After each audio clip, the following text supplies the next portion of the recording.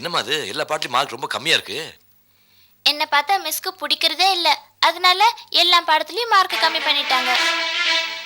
ஒவ்வொரு பாடத்துக்கும் ஒவ்வொரு மிஸ் இருப்பாங்களே, எல்லா மிஸ்க்கும் அவனை பிடிக்கல.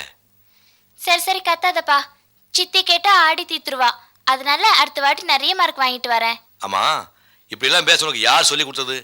வர வர நீ கெட்டு குட்டிச்சவர் ஆயிட்ட. உன்னை தட்டிக்க காலை நினைச்சிட்டியா?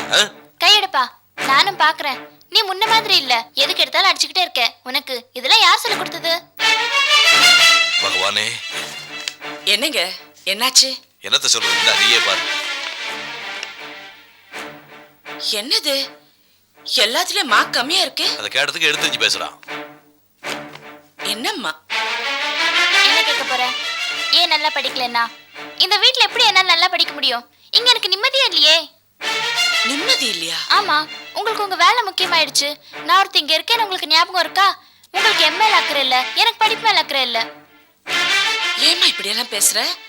இந்த வீட்ல உனக்கு என்ன குறை? அம்மா இல்லைங்கிற குறை.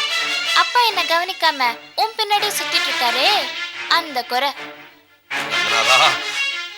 ஏன்பா சாமியை கூப்பிடுறீங்க?